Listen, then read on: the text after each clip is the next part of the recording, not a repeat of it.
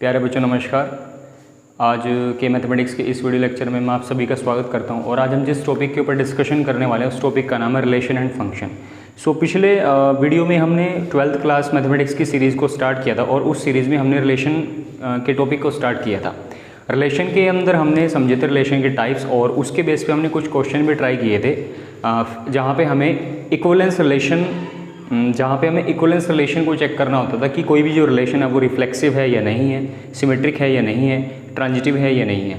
अगर वो जो रिलेशन है वो तीनों रिलेशंस की कंडीशन को सेटिस्फाई करता है तो वो जो रिलेशन है वो बनता था आपका इक्विवेलेंस रिलेशन। तो यहाँ पे मैं कुछ एक दो क्वेश्चन और आपको करवाऊंगा जो रिलेशन से रिलेटेड होंगे। उसके बाद फिर हम मूव करेंगे फंक्शन के ऊपर। उसमें हम फंक्शन का बेस समझेंगे, फंक्शन के मैक्सिमम कितने टाइप्स हो सकते हैं उसके बारे में समझेंगे और फंक्शन से रिलेटेड जितने भी क्वेश्चन हो सकते हैं उसके बारे में भी हम समझेंगे। तो यहाँ पे जो नेक्स्ट क्वेश्चन मेरे पास रिलेशन से रिलेटेड हो सकता है, फर्स्ट क्वेश्चन, यहाँ पे मेरे पास एक सेट ए है, यहाँ पे मेरे पास एक सेट ए है। सेट ए के अंदर एलिमेंट है 3,5, सेट ए के अंदर एलिमेंट है 3,5 और सेट बी के अंदर आपके पास सेट बी है 7,11। सेट बी मेरे पास है 7,11। यहाँ पे मैंने एक रिलेशन डिफाइन किया, यहाँ पे मैंने एक रिलेशन डिफाइन किया कुछ इस तरीके से, relation is equal to, relation के अंदर मेरा ऑर्डर्ड पेयर आएगा, रिलेशन के अंदर मेरा ऑर्डर्ड पेयर आएगा जहाँ पे ए से बिलोंग करेगा और स्मॉल बी से बिलोंग करेगा। और रिलेशन की कंडीशन क्या होगी? रिलेशन की कंडीशन ये होगी कि जो a माइनस बी है, मतलब कि जो डिफरेंस होगा a और b का वो हमेशा कैसा होना चाहिए? वो होना चाहिए odd. So a minus b कैसा होना चाहिए? वो मेरे पास होना चाहिए ऑड होना चाहिए। ऑड का मतलब जो डिफरेंस आएगा a और b का वो कोई ऑड नंबर होना चाहिए, जैसे 1 होना चाहिए, 3 होना चाहिए, 5 होना चाहिए या फिर होना चाहिए 7। तो यहाँ पे जब आप a क्रॉस b निकालोगे, क्योंकि इस रिलेशन के अंदर जो भी ऑर्डर्ड पेयर आएंगे वो a क्रॉस b से मिलेंगे। जब आप a क्रॉस b निकालोगे तो आपको मैक्सिमम कौन कौन से ऑर्डर्ड पेयर मिलेंगे? या तो आपको मिलेगा 3,7 या आपको मिलेगा 3,11 जो a क्रॉस b के अंदर आएगा, या फिर आपको मिलेगा 5,7 या फिर आपको मिलेगा 5,11। तो यहाँ पे मैं सबसे पहले आपको a क्रॉस b लिख के दिखाता हूँ कि a क्रॉस b कुछ किस तरीके से निकलेगा। सो यहाँ पे जो a क्रॉस b निकलेगा, यहाँ पे जो a क्रॉस b निकलेगा वो कुछ इस तरीके से निकलेगा। आपके पास 3,7 और फिर आपके पास यहाँ पे बनेगा 3,11 और यहाँ पे फिर मेरे पास बनेगा 5,7, ये मेरे पास बनेगा 5,7 और फिर ये मेरे पास बनेगा 5,11। तो कुछ इस तरीके से मेरे पास a क्रॉस b के अंदर मुझे ऑर्डर्ड पेयर मिलेंगे। ठीक है, अब आप ये यहाँ पे चेक करो कि इसके अंदर से वही ऑर्डर्ड पेयर इस रिलेशन के अंदर जाएगा जो इस कंडीशन को सेटिस्फाई करेगा। अब मैं पहला ऑर्डर्ड पेयर उठाता हूँ 3,7। मान लीजिए मैंने a की जगह डाला 3, b की जगह डाला 7, तो 3 माइनस 7 कितना मिलेगा? -4। क्या -4 एक ऑड नंबर होगा? बिल्कुल नहीं होगा। अब अगला ऑर्डर्ड पेयर उठाए 3,11, a की जगह डाला 3, b की जगह डाला 11, 3 में से 11 जाके क्या बचेगा? -8। -8 भी ऑड नंबर नहीं है। इसी तरह 5,7 जब आप उठाओगे तो 5 में से 7 जाके क्या मिलेगा? आपको मिलेगा -2। -2 भी ऑड नंबर नहीं होता। और जब आप 5 में से 11 को माइनस करोगे तो आपको मिलेगा -6। -6 भी ऑड नंबर नहीं है। इसका मतलब ये हुआ कि a क्रॉस b का कोई भी ऑर्डर्ड पेयर इस रिलेशन की कंडीशन को सेटिस्फाई नहीं करेगा। इसका मतलब ये हुआ कि जो आपका रिलेशन है वो आपका रिलेशन रहेगा एम्प्टी। आपका रिलेशन कैसा रहेगा? आपका रिलेशन रहेगा एम्प्टी। और एम्प्टी रिलेशन के बारे में मैंने पिछले वीडियो में आपको बड़ा अच्छे से समझाया था, बड़ा डीप तरीके से समझाया था कि जिस रिलेशन के अंदर कार्टेशियन प्रोडक्ट का कोई भी ऑर्डर्ड पेयर ना निकले वो रिलेशन बनता है एम्प्टी। सो मेरा आंसर रहेगा एम्प्टी रिलेशन। मतलब कि इस रिलेशन के अंदर इस ऑर्डर्ड पेयर का कोई भी एलिमेंट, इस रिलेशन के अंदर इस कार्टेशियन प्रोडक्ट का कोई भी ऑर्डर्ड पेयर नहीं आएगा, क्योंकि कार्टेशियन प्रोडक्ट का कोई भी ऑर्डर्ड पेयर इस कंडीशन को सेटिस्फाई नहीं करेगा। इसका मतलब ये हुआ जो रिलेशन बनेगा वो मेरा कैसा बनेगा? एम्प्टी रिलेशन बनेगा। तो छोटा सा क्वेश्चन था जिसमें आपको जस्ट आइडेंटिफाई करना होता है कि रिलेशन किस तरीके से होगा। ठीक है, सो यहाँ पे और भी आपकी टेक्स्ट बुक में क्वेश्चन होंगे, चाहे आप NCERT बुक पढ़ो या फिर आप एग्जाम्पलर पढ़ो या फिर आप एलिमेंट ऑफ मैथमेटिक्स पढ़ो, वहाँ से आप ज़्यादा से ज़्यादा रिलेशन के क्वेश्चंस को ट्राई करने की कोशिश करना। मैं अब यहाँ पे मूव करने वाला हूँ नेक्स्ट बहुत इंपॉर्टेंट टॉपिक के ऊपर और उस टॉपिक का नाम है फंक्शन। ठीक है, तो फंक्शन के बारे में हमने पढ़ना है। फंक्शन का जो बेस है वो आप +1 में समझ चुके हो अच्छी तरह से। सो यहाँ पे मैं फंक्शन को बिल्कुल बेसिक से नहीं उठाऊंगा क्योंकि वो तो आप 11th क्लास में समझ चुके हो। यहाँ पे मुझे बात करनी है फंक्शंस के टाइप्स के ऊपर। ठीक है, यहाँ पे मुझे बात करनी है फंक्शन के टाइप के ऊपर, फंक्शन के टाइप्स। सो फंक्शन आप अच्छे तरीके से जानते हो कि फंक्शन होता क्या है। फंक्शन एक तरह का रिलेशन ही होता है, लेकिन मैं उन्हीं रिलेशन को फंक्शन बोलता हूँ जिन रिलेशन में मुझे डोमेन के हर एक एलिमेंट की कोई मुझे इमेज मिलती है कोडमेन के अंदर। ये भी आप अच्छे से अपनी छोटी क्लासेस में सीख चुके हो, ठीक है। सो यहाँ पे जो फंक्शन का फर्स्ट टाइप बनेगा, जो फंक्शन का फर्स्ट टाइप मेरे पास बनेगा वो मेरे पास बनेगा 1-1 फंक्शन। जो फंक्शन का फर्स्ट टाइप मेरे पास बनेगा वो बनेगा मेरे पास 1-1 फंक्शन। सो 1-1 फंक्शन मैं किसको कहूँगा? देखो, फंक्शन के टाइप समझने से पहले आपको फंक्शन की डेफिनेशन अच्छे से क्लियर हो। फंक्शन एक तरह का रिलेशन ही होता है, ठीक है। बस फंक्शन वो रिलेशन होगा फंक्शन, क्योंकि देखो रिलेशन के अंदर आप डोमेन भी अच्छी तरीके से समझते हो और रिलेशन के अंदर आपने रेंज को अच्छी तरह भी पढ़ा हुआ है। रिलेशन के अंदर जितने भी ऑर्डर्ड पेयर होते हैं उन ऑर्डर्ड पेयर का जो फर्स्ट एलिमेंट होता है, अगर मैं उन सभी फर्स्ट एलिमेंट को किसी सेट के अंदर डालूं तो जो वो सेट बनेगा उस रिलेशन या उस फंक्शन के लिए रेंज का काम करेगा। और उसी ऑर्डर्ड पेयर का जब आप सेकंड एलिमेंट उठाओगे तो वो सारे के सारे जो सेट बनेंगे उन सभी सेकंड एलिमेंट से, तो वो मेरे लिए काम करेंगे किसी भी रिलेशन या फंक्शन के लिए रेंज का। तो यहाँ पे मैं बात करने वाला हूँ 1-1 फंक्शन के ऊपर। सो ये जो 1-1 फंक्शन है इसको मैं एक एग्जाम्पल के माध्यम से आपको समझाऊंगा। सो यहाँ पे मैंने क्या कर लिया, यहाँ पे मैं क्या करने वाला हूँ, यहाँ पे मैंने एक सेट लिया, ठीक है। इस सेट का मैंने यहाँ पे इस सेट को मुझे यहाँ पे कुछ नाम देना है। सो इस सेट को आप कुछ भी नाम दे सकते हो। इस सेट को मैंने यहाँ पे नाम दे दिया, मान लीजिए यहाँ पे मैंने सेट को नाम दिया x का। और इसी तरह से मेरे पास एक सेट और है, इस सेट को मैंने नाम दिया है y का। इस सेट को मैंने यहाँ पे नाम दिया है y का, ठीक है। फॉर एग्जांपल मेरे पास यहाँ पे एलिमेंट है 1, यहाँ पे मेरे पास एलिमेंट है 2, यहाँ पे मेरे पास एलिमेंट है 3, यहाँ पे मेरे पास एलिमेंट है 4, और मान लीजिए यहाँ पे मेरे पास एलिमेंट है 5, और यहाँ पे मेरे पास एक एलिमेंट हो गया a, यहाँ पे मेरे पास एलिमेंट हो गया b, यहाँ पे मेरे पास एलिमेंट हो गया c, और यहाँ पे मेरे पास एलिमेंट हो गया d, और यहाँ पे मेरे पास एलिमेंट हो गया e, ठीक है। तो यहाँ पे अगर मैं 1-1 फंक्शन, अब सबसे पहले तो आप ये समझ लीजिए, जो आप 11th में थोड़ा सा समझ चुके हो, जो आपका पहला सेट होता है उसको मैं कहता हूँ डोमेन। जो मेरा पहला सेट होता है उसको मैं क्या कहता हूँ? उसको मैं कहता हूँ डोमेन। और जो मेरा अगले वाला सेट होता है उसको मैं कहता हूँ कोडोमेन, ठीक है। तो ये चीज़ आपको पहले क्लियर होनी चाहिए। जो आपका पहला सेट बनेगा वो मेरा सेट बनेगा डोमेन का, और जो मेरा अगला सेट बनेगा वो मेरा सेट बनता है कोडोमेन का, ठीक है। डोमेन के अंदर मिलती है, अब डोमेन के जो एलिमेंट है, डोमेन का मतलब ये होगा कि किसी भी फंक्शन में कोई भी आपको फंक्शन दिया हो, उस फंक्शन में आप x की कौन कौन सी वैल्यू पुट करोगे, तो उस फंक्शन में जो x की वैल्यू इनपुट होगी, उस फंक्शन के लिए जो x की वैल्यू उठेगी वो डोमेन से उठेगी। और फंक्शन में x की वैल्यू पुट करने के बाद जो मुझे फंक्शनल वैल्यू मिलेगी वो मुझे मिलेगी हमेशा कोडोमेन से। सो ये पहला जो सेट होता है वो मेरा होता है डोमेन का, और अगला सेट मेरा होता है कोडोमेन का। अब यहाँ पे बात आती है इमेज और प्री इमेज की। आप ये भी छोटी क्लासेस में सीख चुके हो कि जब मैं डोमेन के एलिमेंट की मैपिंग बनाता हूँ कोडोमेन के एलिमेंट के साथ, फॉर एग्जांपल मान लीजिए 1 की इमेज बना a, 1 की इमेज कौन बना a, मतलब कि 1 की मैपिंग किसके साथ हुई? a के साथ। इसी तरह से 2 की मैपिंग किसके साथ हुई? b के साथ। 3 की मैपिंग किसके साथ हुई? c के साथ। 4 की मैपिंग किसके साथ हुई? d के साथ। और 5 की मैपिंग किसके साथ हुई? e के साथ। तो यहाँ पे जो 1 की इमेज बना वो कौन बना? a, जो 2 की इमेज बना वो कौन बना? b, 3 की इमेज कौन बना? c, 4 की इमेज कौन बना? d, और 5 की इमेज कौन बना? e। तो यहाँ पे आपको एक छोटी सी चीज़ क्लियर होनी चाहिए कि जो आपको कोडमेन से क्या मिलता है? आपको कोडमेन से हमेशा मिलता है इमेज। आपको कोडमेन से हमेशा क्या मिलता है? आपको कोडमेन से हमेशा मिलता है इमेज। और अगर यहाँ पे 1 की इमेज a है, 2 की इमेज b है, 3 की इमेज c है, 4 की इमेज d है, और 5 की इमेज e है। अब यहाँ पे अगर 1 की इमेज a है, मतलब कि जो a है वो 1 के लिए इमेज का काम करेगा, तो 1 भी तो a के लिए किसी चीज़ का काम करेगा। तो ये जो 1 है ये a के लिए काम करेगा प्री इमेज का। अगर a जो है 1 की इमेज है तो जो 1 है वो a के लिए काम करेगा प्री इमेज का, 2 प्री इमेज बनेगी b की, 3 प्री इमेज बनेगी c की, 4 प्री इमेज बनेगी d की, और 5 प्री इमेज बनेगी e की। इसका मतलब ये हुआ कि डोमेन के एलिमेंट से हमेशा मुझे क्या मिलती है? डोमेन के एलिमेंट से मुझे हमेशा मिलती है प्री इमेज, ठीक है। तो डोमेन के अंदर हमेशा क्या एग्जिस्ट करती है? डोमेन के अंदर एग्जिस्ट करती है प्री इमेज। तो आपको इमेज हमेशा कहाँ मिलती है, कोडोमेन के अंदर, और आपको प्री इमेज हमेशा कहाँ मिलती है, डोमेन के अंदर। ये चीज़ आपको क्लियर होना बड़ा ज़रूरी है।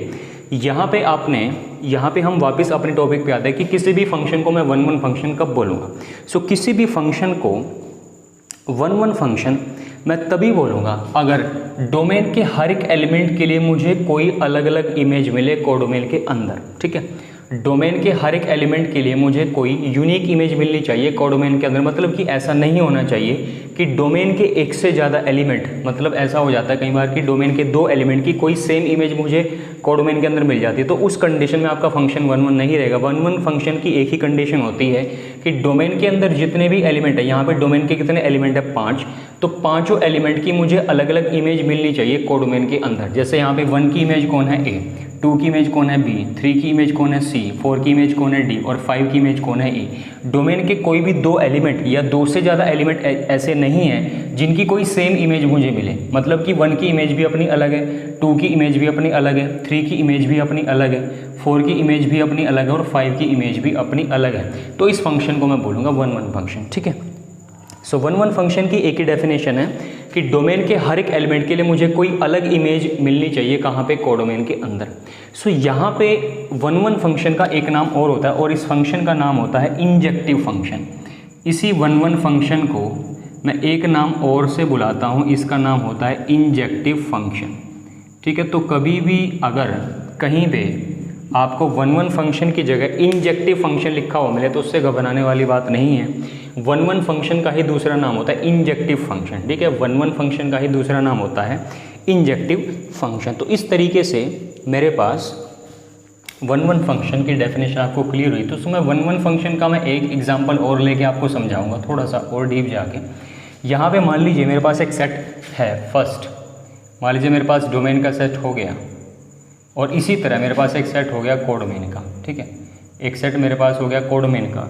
मान लीजिए इसके अंदर एलिमेंट है 1, इसके अंदर एलिमेंट है 3, इसके अंदर एलिमेंट है 1, 2, 3, 4, और यहाँ पे एलिमेंट हो गया 1, उसके बाद मेरे पास आएगा 4, उसके बाद आएगा 9, उसके बाद आएगा 16, उसके बाद आएगा 25। मान लीजिए 1 की मैपिंग बनी 1 के साथ, 2 की मैपिंग बनी 4 के साथ, 3 की मैपिंग बनी 9 के साथ, और 4 की मैपिंग बनी 16 के साथ। तो ये जो फंक्शन मेरे पास बनेगा, ये फंक्शन भी मेरे पास बनेगा 1-1 फंक्शन।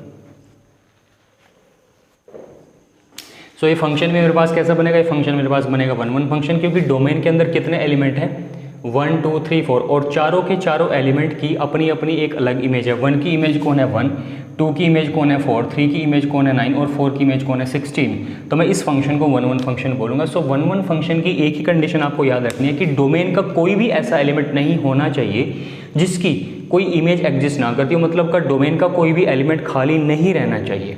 और दूसरी बात देखो, 1-1 बनाने की आपको 2 कंडीशन सेटिस्फाई करनी पड़ेंगी। पहली कंडीशन तो ये है कि डोमेन के अंदर कोई भी एलिमेंट खाली ना हो जिसकी इमेज आपको कोडोमेन में ना मिली हो, और दूसरी कंडीशन ये कि डोमेन के हर एक एलिमेंट की अलग अलग इमेज मिलनी चाहिए। मतलब ऐसा नहीं होना चाहिए कि 3 की इमेज भी 9 है और 4 की इमेज भी मुझे 9 मिले, नहीं, ऐसा नहीं होना चाहिए।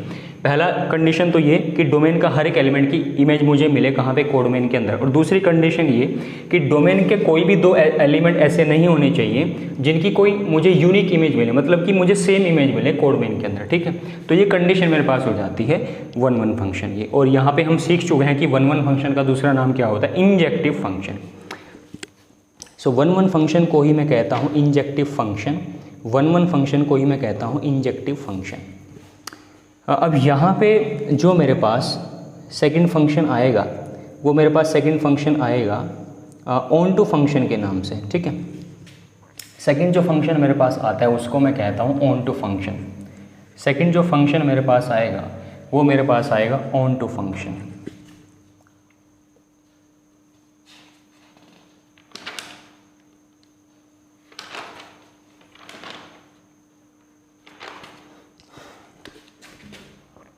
सेकेंड जो फंक्शन मेरे पास आएगा ये आएगा ऑन टू फंक्शन। सो अभी हमने सीखा 1-1 फंक्शन क्या होता है, अब हम सीखने जा रहे हैं ऑन टू फंक्शन क्या होता है। फर्स्ट फंक्शन हमारे पास था 1-1 फंक्शन, सेकेंड फंक्शन हमारे पास बनेगा ऑन टू फंक्शन। अब ये ऑन टू फंक्शन को भी मैं आपको एग्जाम्पल के थ्रू ही समझाऊंगा। मान लीजिए मेरे पास एक सेट ये है और इस सेट को मैंने नाम दे दिया है ए का, ठीक है। इसी तरह मैंने एक सेट और लिया और इस सेट को मैंने नाम दिया सेट बी का।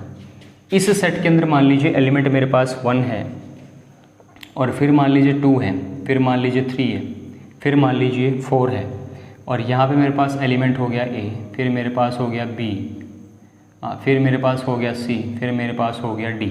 मान लीजिए 1 की इमेज बनी ए के साथ, 2 की इमेज बनी सी के साथ, 3 की इमेज बनी बी के साथ और 4 की इमेज बनी डी के साथ। 4 की इमेज किसके साथ बनी? 4 की इमेज मेरे पास बनी डी के साथ। तो यहाँ पे ऑन टू की डेफिनेशन होती क्या है? ऑन टू की डेफिनेशन ये होती है, ऑन टू की डेफिनेशन कुछ इस तरीके से होगी कि कोडोमेन का कोई भी ऐसा एलिमेंट नहीं होना चाहिए, कोडोमेन का कोई भी ऐसा एलिमेंट ना हो जिसकी कोई प्री इमेज आपको डोमेन के अंदर एग्जिस्ट करती हुई नज़र ना आए। ठीक है, मतलब कि सिंपल भाषा में कहने का मतलब यह है कि कोडोमेन का कोई भी एलिमेंट खाली नहीं रहना चाहिए, कोडोमेन का कोई भी एलिमेंट खाली नहीं रहना चाहिए जिसकी कोई प्री इमेज आपको एग्जिस्ट ना करती हो। मतलब कि कोडोमेन का कोई भी ऐसा एलिमेंट खाली ना रहे जिसकी कोई प्री इमेज एग्जिस्ट ना करती हो डोमेन के अंदर। मतलब कि कोडोमेन के अंदर कितने एलिमेंट है? 4, तो चारों की प्री इमेज मुझे डोमेन के अंदर मिलनी चाहिए। जैसे ए की प्री इमेज कौन है? 1, बी की प्री इमेज कौन है? 3, सी की प्री इमेज कौन है? 2 और डी की प्री इमेज कौन है? 4। सो ऑन टू की डेफिनेशन क्या है? ऑन टू की डेफिनेशन ये है कि कोडोमेन का कोई भी ऐसा एलिमेंट नहीं होना चाहिए जिसकी कोई प्री इमेज एग्जिस्ट ना करती हो। मतलब कि यहाँ पे कोई भी एलिमेंट खाली नहीं बचना चाहिए जिसकी कोई प्री इमेज आपको सेट ए के अंदर, मतलब सेट डोमेन के अंदर ना मिले। तो इस फंक्शन को मैं कहूँगा ऑन टू फंक्शन। ठीक है, सो ऑन टू फंक्शन बड़ा इजी है। और यहाँ पे मैं एक चीज़ और क्लियर कर दूँ कि जैसे 1 फंक्शन का नाम होता है इंजेक्टिव फंक्शन, इसी तरह ऑन टू फंक्शन का नाम होता है सरजेक्टिव फंक्शन। ऑन टू फंक्शन को मैं एक नाम और बुला सकता हूँ, इसका नाम होता है सरजेक्टिव फंक्शन। तो ये चीज़ आपने ध्यान रखनी है। जैसे आप 1 फंक्शन को कहते हो इंजेक्टिव फंक्शन, इसी तरीके से मैं ऑन टू फंक्शन को कहूँगा सरजेक्टिव फंक्शन। ठीक है, 1 फंक्शन को आप बोलोगे इंजेक्टिव फंक्शन और ऑन टू फंक्शन को आप बोलोगे सरजेक्टिव फंक्शन। तो 1 फंक्शन के अंदर आपने क्या सीखा कि डोमेन का कोई भी ऐसा एलिमेंट नहीं होना चाहिए जिसकी कोई अलग अलग, मतलब कि डोमेन के हर एक एलिमेंट की आपको अलग अलग इमेज मिले। इसका मतलब हो गया 1 फंक्शन। और ऑन टू फंक्शन में आपने क्या सीखा कि कोडोमेन का कोई भी ऐसा एलिमेंट ना हो जिसकी कोई प्री इमेज एग्जिस्ट ना करती हो। ठीक है, मैं मूव करूँगा थर्ड फंक्शन के ऊपर। जो थर्ड फंक्शन हमारा रहेगा वो फंक्शन हमारा रहेगा 1 फंक्शन एंड ऑन टू, मतलब कि 1 एंड ऑन टू फंक्शन। तो ये फंक्शन मेरा रहने वाला है थर्ड। सो थर्ड फंक्शन मेरे पास है 1 एंड ऑन टू फंक्शन, 1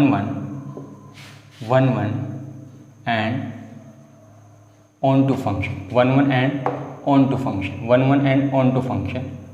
एक ऐसा फंक्शन जो 1 की कंडीशन को भी सेटिस्फाई करे और जो ऑन टू फंक्शन की कंडीशन को भी सेटिस्फाई करे।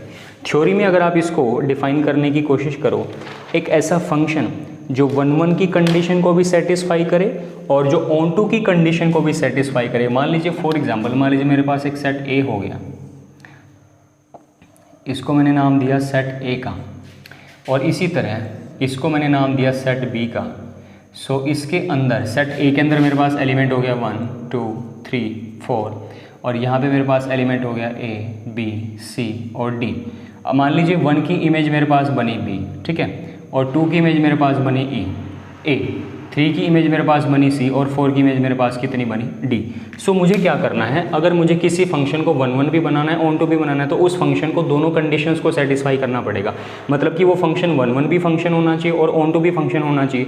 अभी अभी हमने 1 फंक्शन में क्या सीखा कि डोमेन का कोई भी ऐसा एलिमेंट नहीं होना चाहिए जिसकी अलग अलग इमेज एग्जिस्ट ना करती हो। मतलब 1 की अपनी अलग इमेज होनी चाहिए, 2 की अपनी अलग इमेज हो, 3 की अपनी अलग इमेज हो और 4 की अपनी अलग इमेज हो। यहाँ पे 1 की इमेज कितनी है बी, 2 की इमेज कितनी है ए, 3 की इमेज कितनी है सी और 4 की इमेज कितनी है यहाँ पे डी। इसी तरह इस फंक्शन को ऑन टू फंक्शन की कंडीशन को भी सेटिस्फाई करना पड़ेगा। सो ऑन टू फंक्शन की कंडीशन क्या होती है कि कोडोमेन का कोई भी ऐसा एलिमेंट नहीं होना चाहिए जिसकी कोई प्री इमेज आपको एग्जिस्ट ना करती हो। तो ए की प्री इमेज कौन है 2, बी की प्री इमेज कौन है 1, सी की प्री इमेज कौन है 3 और डी की प्री इमेज कौन है 4। सो ये जो फंक्शन है, ये जो डायग्राम है, ये जो डोमेन और कोडोमेन का जो आपका फंक्शन है, मतलब कि बेसिकली जो फंक्शन जिस तरीके से भी डिफाइन हुआ हुआ, ये जो फंक्शन है, ये फंक्शन 1 की कंडीशन को भी सेटिस्फाई करेगा और ये फंक्शन जो है ऑन टू की कंडीशन को भी सेटिस्फाई करेगा। तो जो फंक्शन 1 की कंडीशन को भी सेटिस्फाई करे और ऑन टू फंक्शन की कंडीशन को भी सेटिस्फाई करे, उस फंक्शन को कहता हूँ 1 एंड ऑन टू फंक्शन। और जो फंक्शन वन वन और ऑन टू फंक्शन होते हैं उनका एक नाम और हो जाता है, इनका एक नाम और बनेगा, इनका नाम बनेगा बाइजेक्टिव फंक्शन। बहुत ही मोस्ट इम्पोर्टेंट ये चीज़ हमारे पास है, बाइजेक्टिव फंक्शन। ऐसे फंक्शन जो वन वन भी हों और ऑन टू भी हों, ऐसे फंक्शन जो वन वन भी हों और ऑन टू भी हों, ऐसे फंक्शन को हम कहते हैं बाइजेक्टिव फंक्शन।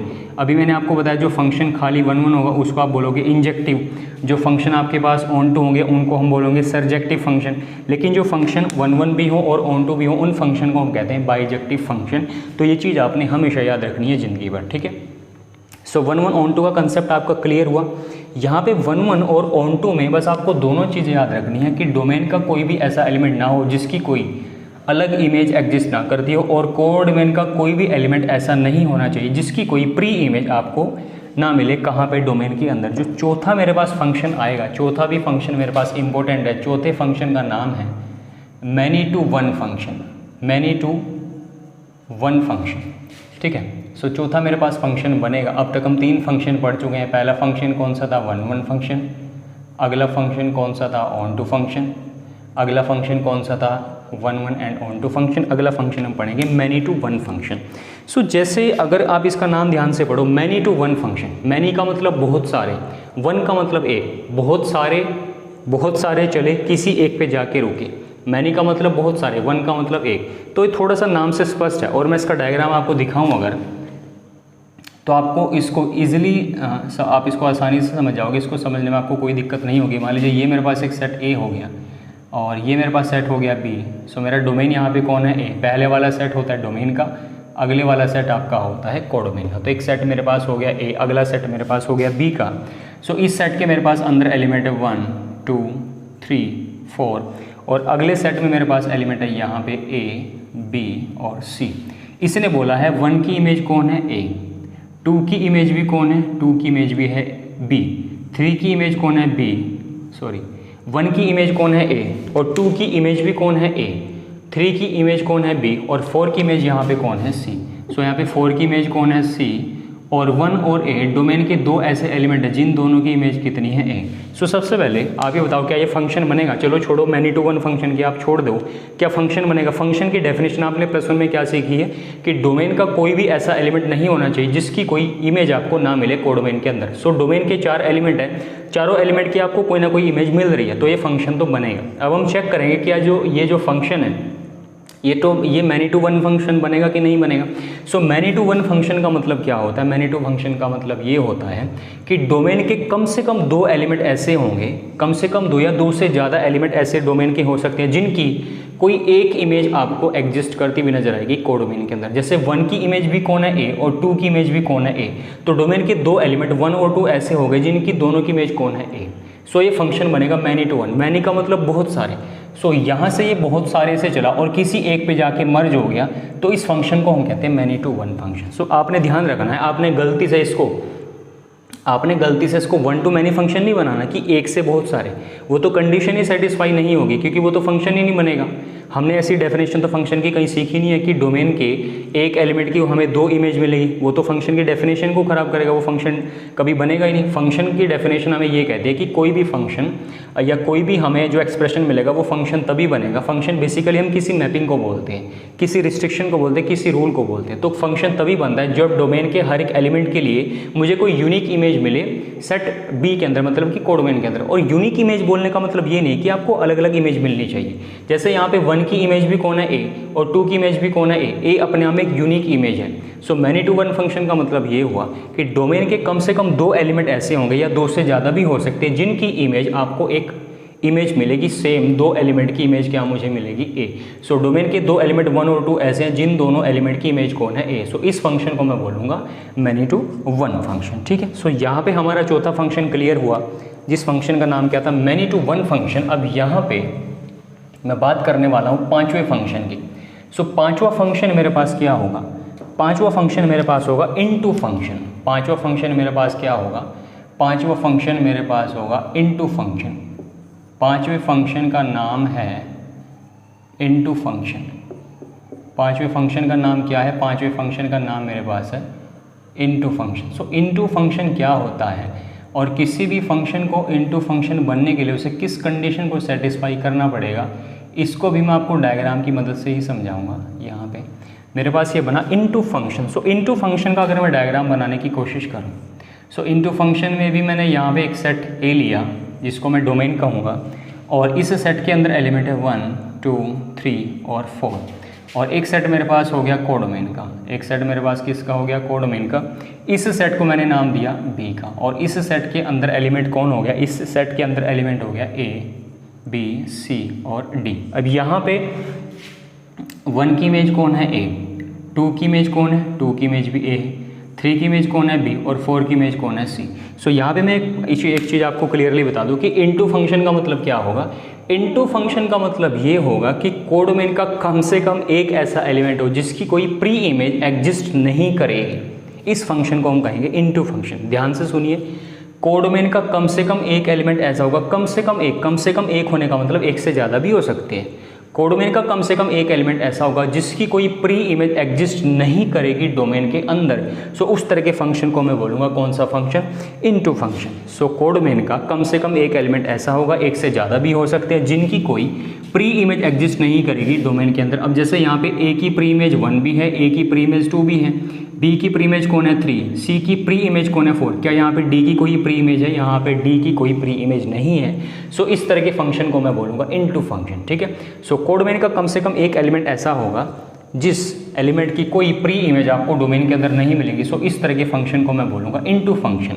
इनटू फंक्शन का आप एक एग्जाम्पल और भी देख सकते हो। मान लीजिए मेरे पास एक सेट है, ये सेट मेरे पास हो गया, और इस सेट के अंदर मेरे पास एलिमेंट है 1 2 3। मान लीजिए एलिमेंट है 1 2 3, और इस सेट को मैंने नाम दे दिया ए का। एक सेट मेरे पास ये बना, और इस सेट को मैंने नाम दिया यहाँ पे बी का, और सेट बी के अंदर एलिमेंट मेरे पास है, एक हो गया मेरे पास ए, एक मेरे पास हो गया बी, एक मेरे पास हो गया सी, एक मेरे पास हो गया डी, एक मेरे पास हो गया ई। मान लीजिए 1 की मैपिंग बनी ए के साथ, 2 की मैपिंग बनी बी के साथ, और 3 की मैपिंग मेरे पास बनी सी के साथ। सो 1 की इमेज कौन है ए, 2 की इमेज कौन है बी, और 3 की इमेज कौन है सी।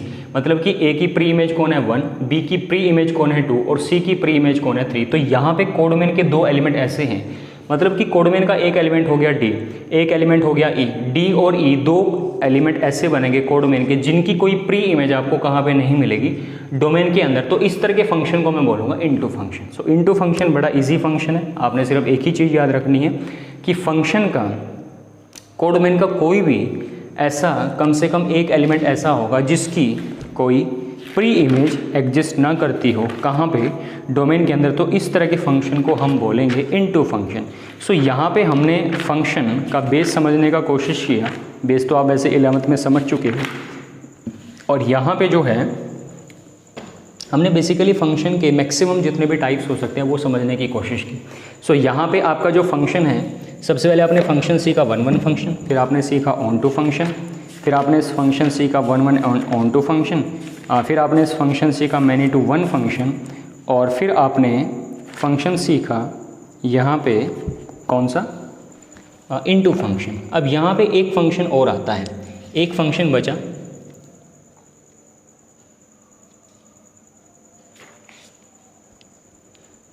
एक फंक्शन मेरे पास बचता है 1 1 इनटू फंक्शन। तो मेरा फंक्शन रहेगा लास्ट 1 1 इनटू फंक्शन। अब जैसे आपने 1 1 ऑन टू फंक्शन पढ़ा, 1 1 ऑन टू फंक्शन क्या था, ऐसा फंक्शन जो 1 1 की कंडीशन को भी सेटिस्फाई करे और ऑन टू फंक्शन की भी कंडीशन को सेटिस्फाई करे। इसी तरह से मेरे पास एक लास्ट फंक्शन आता है जिसको मैं छठा फंक्शन बोलूँगा। इस फंक्शन का नाम है 1 1 1 1 1 1 इनटू फंक्शन, 1 1 इनटू फंक्शन। सो इस फंक्शन का नाम रहेगा 1 1 इनटू फंक्शन। तो ऐसा फंक्शन जो 1 1 की कंडीशन को भी सेटिस्फाई करे। मतलब कि 1 1 की कंडीशन का मतलब क्या हुआ कि डोमेन के हर एक एलिमेंट की मुझे कोई अलग अलग, मतलब कि डोमेन के हर एक एलिमेंट के लिए मुझे अलग अलग इमेज मिलेगी।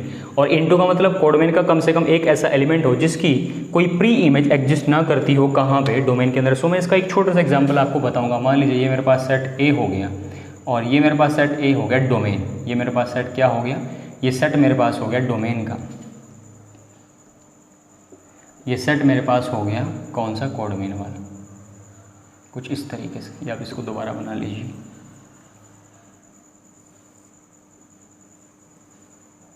ये मेरे पास एक सेट ए हो गया, और इस सेट में एलिमेंट मेरे पास है, इस सेट में एलिमेंट मेरे पास है ए बी और सी।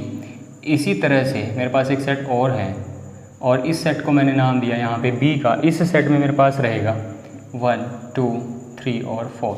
सो यहाँ पे ए की इमेज कितनी है 1, बी की इमेज कौन है 2 और सी की इमेज कौन है 3। सो क्या मैं इस फंक्शन को 1 1 इंटू फंक्शन बोल सकता हूँ? क्या ये फंक्शन 1 1 की कंडीशन को और इंटू की कंडीशन, दोनों फंक्शन की कंडीशन को सेटिस्फाई करेगा? 1 1 की कंडीशन क्या कहती है कि डोमेन के हर एक एलिमेंट के लिए मुझे कोई अलग अलग इमेज मिले। सो ए की अपनी अलग इमेज है, बी की अपनी अलग इमेज है और सी की अपनी अलग इमेज है। तो ये फंक्शन जो है 1 1 फंक्शन तो बन गया। अब चेक करो क्या ये फंक्शन जो है इंटू फंक्शन बनेगा? इंटू की कंडीशन क्या रहेगी? कोड में इनका कम से कम एक एलिमेंट ऐसा होना चाहिए जिसकी कोई प्री इमेज आपको एग्जिस्ट करती हुई नजर ना आए। कहाँ पे? डोमेन के अंदर। सो यहाँ पे 1 की प्री इमेज कौन है? ए, 2 की प्री इमेज कौन है? बी और 3 की प्री इमेज कौन है? सी। लेकिन 4 एक ऐसा एलिमेंट है कोड डोमेन का जिसकी कोई प्री इमेज यहाँ पे नहीं है। कहाँ पे? डोमेन के अंदर। सो इस तरीके से हमने समझा कि 1 1 और इंटू फंक्शन क्या होता है। तो यहाँ पे मैक्सिमम जो फंक्शन के बेसिक्स हैं वो कंप्लीट हुए। नाउ हम मूव करेंगे क्वेश्चंस के ऊपर।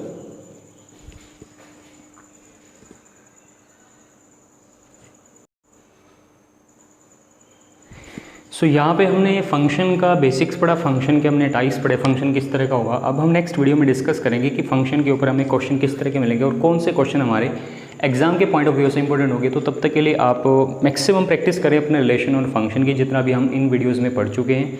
और जो भी आप टेक्स्ट बुक फॉलो करते हैं, चाहे आप NCERT फॉलो करें, चाहे आप एग्जाम्पलर फॉलो करें या फिर आप एलिमेंट ऑफ मैथमेटिक्स फॉलो करें, तो उनसे आप ज़्यादा से ज़्यादा प्रैक्टिस करने की कोशिश करें। अगर आप फिर भी आपकी कोई क्वेरी रहती है, आपका कोई डाउट रहता है, तो आप हमें कमेंट करके बता सकते हैं। ठीक है। So I wish you good luck. Thank you very much.